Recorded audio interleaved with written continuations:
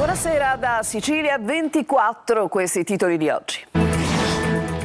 Scontro fatale fra due moto nel Siracusano, 3 i morti nella tragedia. Sulla statale 124 perdono la vita una coppia di Gran Michele che lascia un figlio di 10 anni e un quarantenne di Comiso. Slitta tra il 10 e l'11 settembre la partenza dalla Sicilia della Global Sumud Flotilla alla volta di Gaza. Il sindaco di Lampedusa smonta il sospetto e la preoccupazione su un rottame trovato al largo dell'isola. Fiamme e paura ad Agrigento, un incendio domato nel tardo pomeriggio ha fatto preoccupare per l'esalazione di zolfo e il rischio intossicazione. Il sindaco aveva invitato gli abitanti del villaggio Mosè a chiudersi in casa. Ultima domenica di mare per molti frequentatori degli stabilimenti balneari a Catania. In pochi resteranno aperti, mentre si prolunga in altre province dell'isola. Fa tappa anche a Catania il corso di autodifesa rivolto alle donne. Grande la partecipazione nel primo seminario teorico-pratico dei maestri di karate promosso dal Comitato Provinciale ASI. Il ritratto di un quartiere di Catania tra memoria, denuncia sociale e canzone italiana. Successo teatrale per il debutto di L'oro di San Berillo, tratto dal testo di Domenico Trischitta. Il calcio, Catania galvanizzato dopo la terza vittoria in campionato, rossazzurri a punteggio pieno e 0 reti subite dopo i 4 gol del match del Massimino contro il Monopoli. Colpo del Trapani che vince 2-1 nella trasferta contro il Sorrento.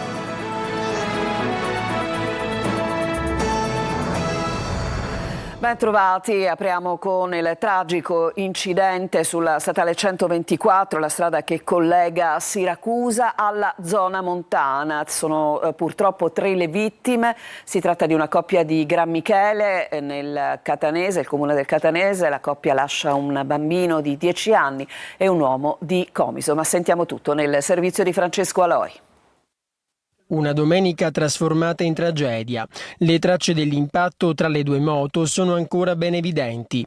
3 le vittime, Nunzio Parisi e Giuliana Briguglio, di 33 e 39 anni, che lasciano un figlio di appena 10 anni e un quarantenne di Comiso nel Ragusano. L'impatto fatale verso le 9 del mattino sulla statale 124, la strada che collega Siracusa alla zona montana. Secondo una prima ricostruzione dei carabinieri, sarebbe stata la moto che viaggiava in direzione Buccheri ad invadere la corsia opposta, prendendo in pieno i 2 originari di Gran Michele nel Catanese. Di certo c'è che da queste parti si corre troppo. La 124 sta diventando la strada della morte. Da più di 20 anni noi registriamo decine di incidenti da parte di motociclisti più o meno sconsiderati che ogni sabato ed ogni domenica attraversano il nostro territorio. È giunta l'ora di dire basta, è giunta l'ora di fermare questa carneficina. Per questo il comune di Buscemi, competente per territorio, si sta attivando. Su questa arteria, ribattezzata Strada della Morte, servono gli autovelox. E intanto l'elenco delle vittime della strada, qui come in altre zone della Sicilia, si allunga sempre più. Slitta ancora la partenza della missione Global Sumud Flotilla che dalla Sicilia proverà a portare aiuti umanitari a Gaza. Suscitano tensioni la presenza di aerei israeliani a Sigonella. Ma sentiamo Luca Ciliberti. Proseguono i preparativi per la partenza della missione Global Sumud Flotilla. Una quarantina di imbarcazioni si radunerà nel porto di Augusta, nel Siracusano. La partenza per portare gli aiuti umanitari ai palestinesi di Gaza è prevista tra il 10 e l'11 settembre. Gli equipaggi preparano attivisti, volontari, associazioni e parlamentari che saliranno a bordo per affrontare non solo la navigazione, ma anche i casi estremi di blocchi navali imposti da Israele. La Global Sumud Flotilla è la più grande iniziativa indipendente per portare gli aiuti umanitari ai civili nella striscia di Gaza, con decine di barche a vela già partite nei giorni scorsi da Genova, Spagna, Tunisia e poi più avanti dalla Grecia. Occorre che i beni di prima necessità raccolti dai volontari in maniera così straordinaria arrivino a Gaza. Siamo qui per proteggere questa missione con il nostro ruolo istituzionale, ma chiediamo che il governo italiano faccia la sua parte, come ha fatto Sanchez dalla Spagna. La tensione è palpabile. Nelle ultime ore 3 aerei israeliani hanno sorvolato la Sicilia e sono atterrati nella base militare di Sigonella. Il timore è che siano venuti a spiare la Global Sumud Flottiglia. Lo Stato Maggiore della Difesa, che ha ricostruito l'episodio, parla invece di attività addestrativa nel pieno rispetto degli accordi internazionali. Sempre in queste ore è stato individuato nelle acque di Lampedusa una grossa porzione di un oggetto militare a forma di ogiva che riporta su un lato una scrittura in ebraico. Si tratterebbe di una parte del nuovo Ofek 19, un satellite di osservazione SAR altamente avanzato e lanciato da Israele nei giorni scorsi con lo scopo di migliorare le capacità di intelligence spaziale delle forze di difesa israeliane. E proprio su quest'ultimo tema del nostro servizio il sindaco di Lampedusa smentisce allarmi sul relitto. Nessun ordigno, dice, né materiale pericoloso. Si tratterebbe di un serbatoio di carburante per aerei. Mannino condanna le dichiarazioni allarmistiche della senatrice Bevilacqua e chiede il rispetto per l'isola. Domenica di sbarchi sulle coste siciliane. Nel Siracusano un gruppo di 17 migranti è sbarcato questa mattina con una piccola imbarcazione nella spiaggia del Gelsomino ad Avola. La nave Aurora di Sea-Watch invece ha soccorso 75 persone che sono state condotte a Pozzallo nel Ragusano. Salgono a 9 invece gli approdi delle ultime ore a Lampedusa. Nell'isola 69 afghani, bengalesi, egiziani, eritrei e pakistani sono stati rintracciati a Punta Sottile dai carabinieri. I militari della Guardia di Finanza hanno invece bloccato a Cala Pisana un gruppo di 33 bengalesi ed egiziani, fra cui 15 minorenni. E cambiamo argomento, andiamo ad Agrigento. C'è stato un incendio nel pomeriggio che ha destato grande preoccupazione per lo svilupparsi appunto di zolfo nell'aria. Il pericolo è stato evidenziato dal sindaco, che ha chiesto ai cittadini di Villaggio Mosè di chiudersi in casa, poi lo ricordiamo, insomma, l'allarme è rientrato, il rogo è stato domato. Sentiamo. Paura al villaggio Mosè in contrada Fegotto. Quello che sembrava un normale incendio di sterpaglie si è rapidamente trasformato in un rogo molto più pericoloso. A bruciare non era solo la vegetazione, ma anche pietrame contenente residui di zolfo. Il risultato è stata una densa nube tossica che ha avvolto l'intera zona, creando preoccupazione tra i residenti.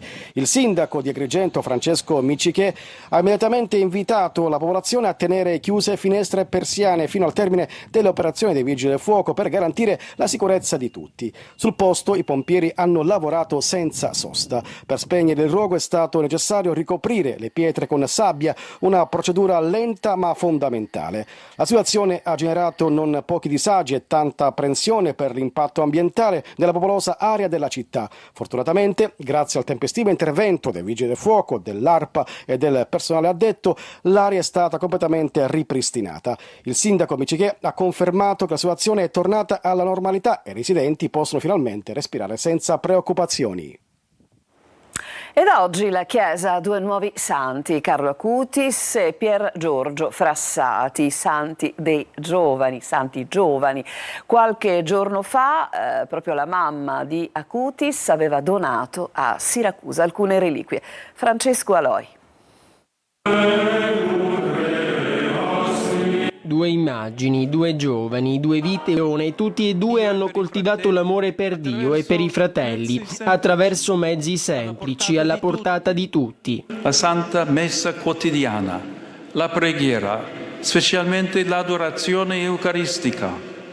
Carlo diceva: davanti al sole ci si abbronza, davanti all'Eucaristia si diventa santi. Preoccuparsi di più della bellezza dell'anima piuttosto che di quella del corpo, diceva Carlo Acutis, che vedeva nell'Eucaristia l'autostrada per arrivare al cielo. Un ragazzo che recitava ogni giorno il rosario, ne andava fiero ed era devoto a Maria.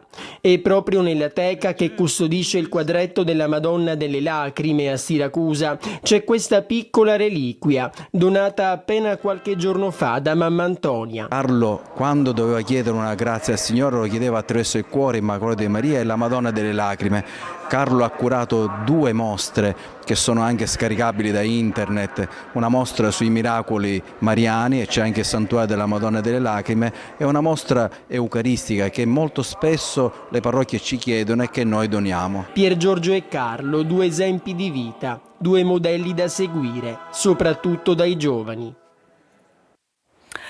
Estate agli sgoccioli, molti lidi, molti stabilimenti balneari a Catania hanno praticamente chiuso la stagione oggi, con questa domenica, mentre in altre province dell'isola, in particolare nel Ragusano, si va ancora avanti per un'altra settimana. Veronica Barbarino. Tutti al mare anche in questa bella domenica di fine estate. Ma dove? Mentre si parla tanto di destagionalizzazione, a Catania e Lidi si avviano a chiudere i battenti proprio oggi, data scelta come fine degli abbonamenti stagionali.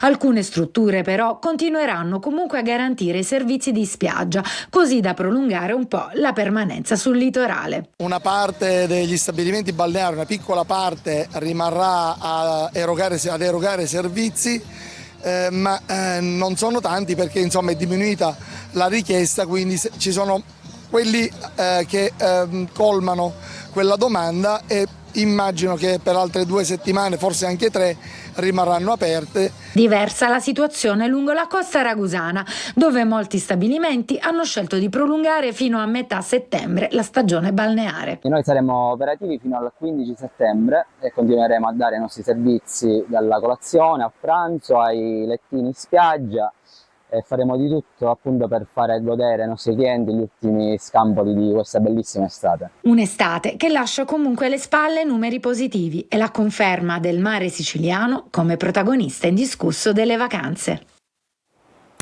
E adesso ci fermiamo, c'è una pausa, torniamo tra poco per parlarvi di 2 tifoserie storicamente rivali che si uniscono nel nome del piccolo Joshua. A tra poco.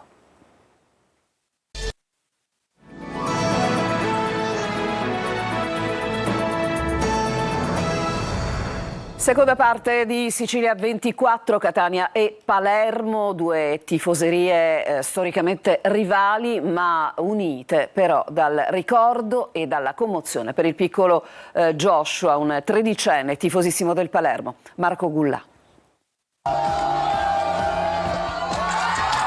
Pianti, lacrime ed emozione. Palermo piange la scomparsa di Joshua, il tifoso 13enne del quartiere Ciaculli che ha lottato fino all'ultimo contro una malattia che purtroppo non gli ha lasciato scampo.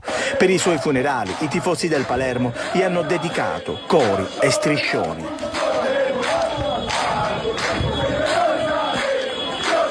Joshua era un grande tifoso del Palermo, in curva a tifare per i suoi beniamini rosanero. La vita, si legge in uno dei tanti commenti per Joshua, a volte è ingiusta. Toglie i sorrisi più belli, i volti più puri, quelli che dovrebbero solo illuminare e non spegnersi mai. Joshua ha lottato, ha provato a sconfiggere una malattia che però non gli ha dato scampo.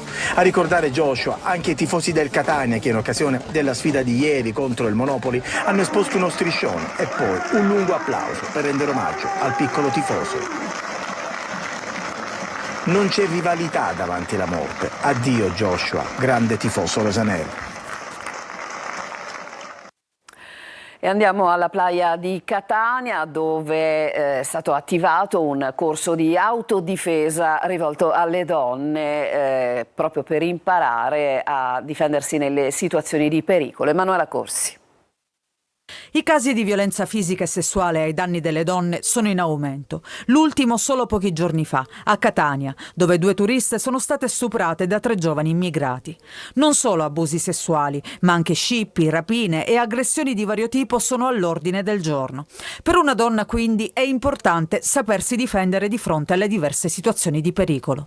E questo è il messaggio lanciato dai maestri di karate Emanuele Bruno e Stefano Maniscalco, che alla playa di Catania hanno tenuto un seminario laboratorio teorico-pratico di difesa personale femminile, intitolato Donna Forte, promosso dal Comitato Provinciale ASI. Questa è la quinta tappa, sono dei corsi itineranti per tutta l'Italia, per tutte le donne, totalmente gratuito. Un evento che ha visto la partecipazione di numerose donne. È un'opportunità per tutte noi, donne ma anche uomini, perché comunque si parla spesso della violenza sulle donne, ma comunque c'è anche la violenza sugli uomini. È un modo come un altro per potersi difendere, non solo appunto noi donne, ma da un'aggressione che può capitare in un ambiente di lavoro così come in strada. Se ci aggrediscono, la prima cosa che dobbiamo fare non è gridare aiuto, ma iniziare ad aiutarci da sole. Quindi fare qualcosa, non avere per forza paura e aspettare che qualcuno ci venga a salvare. In un momento storico nel quale sono innumerevoli purtroppo gli episodi di violenza femminile, i corsi di autodifesa rappresentano un modo per incoraggiare le donne a sentirsi più sicure e a difendersi di fronte ad un'aggressione. A darci i buon accorsi siamo nel catanese, il debutto de L'oro di San Berillo, lo spettacolo tratto dal testo di Domenico Trischitta con la regia di Gisella Calì. È il racconto poetico ma nello stesso tempo crudo che rievoca il celebre quartiere catanese tra memoria, denuncia sociale e canzone. Luca Ciliberti.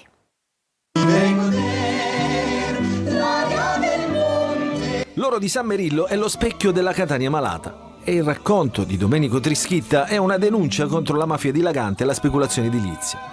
È la storia di come lo sventramento avvenuto alla fine degli anni 50 ha profondamente modificato la fisionomia non solo topografica ma del centro storico di Catania.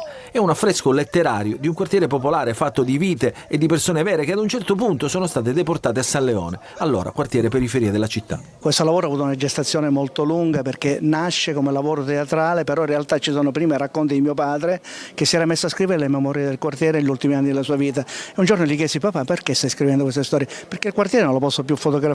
Dunque l'unica cosa che mi rimane, neanche vedere, l'unica cosa che mi rimane è scriverne.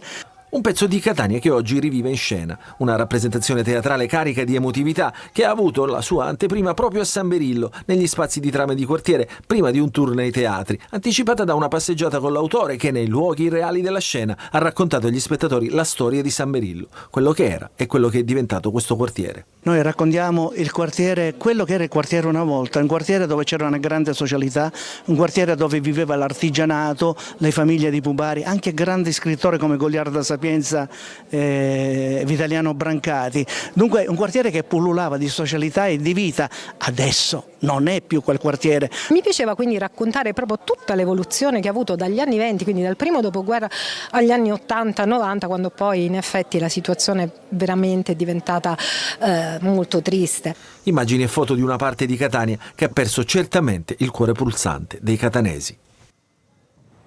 Adesso ancora una pausa e rientreremo con il calcio, in particolare con l'ennesima vittoria del Catania in campionato. A tra poco.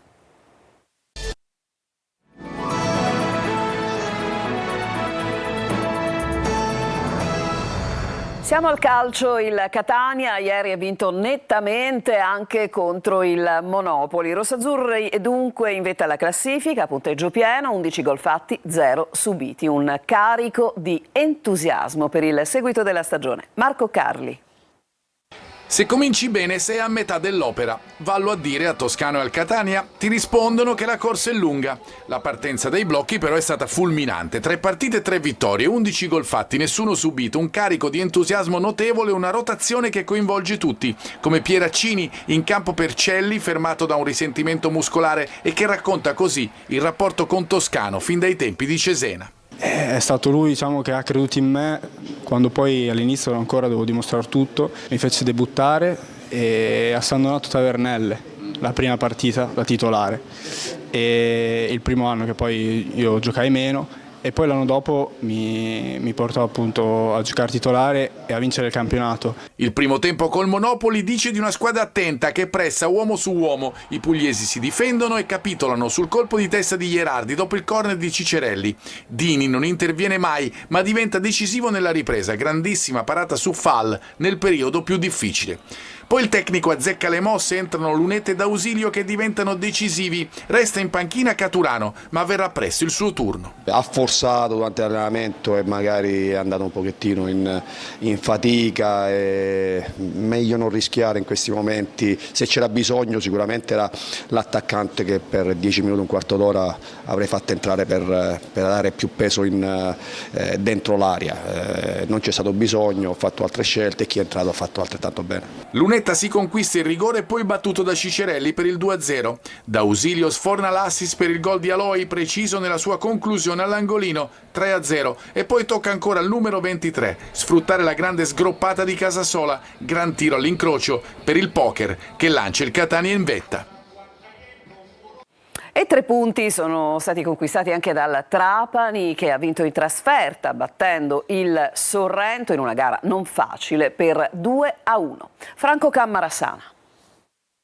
Trapani Corsaro nella trasferta di Potenza, dove ha incontrato il Sorrento, ma non è stata partita facile. Il Sorrento al 14° aveva anche segnato con Prescia, ma l'arbitro Renzi, insufficiente alla sua direzione, ha annullato per fuorigioco. La reazione del Trapani al 23° con Benedetti e un minuto dopo con Grandolfo, ma il portiere Arrasser si è opposto con bravura. Ad inizio di ripresa però il Trapani ha costruito la vittoria al 47° sugli sviluppi di un angolo, cross di Canotto, e Grandolfo, in agguato sotto porta, è stato bravo a spingere il pallone in rete. Meglio articolata l'azione del secondo gol del Trapani al 58°, cross di Fischnaller dalla sinistra e assist di Grandolfo in aria per il destro vincente di Canotto. Trapani in controllo della gara fino all'87°, quando Giron commetteva fallo su Sabatini, espulsione per il giocatore granata e calcio di rigore per il Sorrento trasformato da Eugenio Dursi. Il Trapani, rimasto in 10, è stato costretto a stringere i denti, rischiando il 2-2 al 99° con Santini che di testa ha spedito al lato. Domenica di sosta oggi per il Palermo, che tornerà in campo la prossima settimana per affrontare fuori casa il Sud Tirol, primo bilancio per il DS Carlo Osti. È una domenica di riposo per il Palermo. La sosta per le nazionali sta permettendo al tecnico Pippo Inzaghi di lavorare sulla sua squadra in vista del match di domenica prossima a Bolzano contro il Sud Tirol. Una pausa anche per un primo bilancio, soprattutto dopo la chiusura del mercato estivo. A farlo è direttamente il direttore sportivo Carlo Osti. Sono molto contento del mercato che abbiamo fatto, perché diciamo che abbiamo centrato tutti gli obiettivi che ci eravamo prefissati.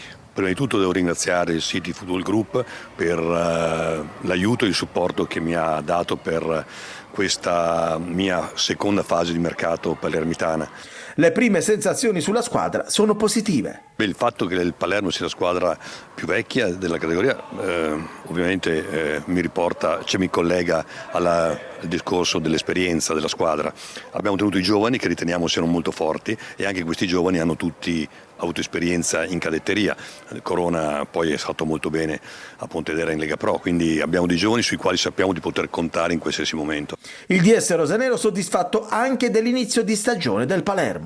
Vedo che siamo indicati come la squadra da battere. Ritengo che ci siano delle altre squadre che si siano rinforzate, o attraverso un mercato intelligente come ha fatto il Venezia, oppure trattenendo dei giocatori di Serie A dell'anno precedente come ha fatto il Monza. Ci dobbiamo aggiungere anche l'Empoli, quindi io dico che noi siamo il Palermo e non dobbiamo aver paura di nessuno, ma nello stesso tempo sappiamo che questo campionato è molto competitivo, sia per quanto riguarda la promozione che per quanto riguarda la retrocessione.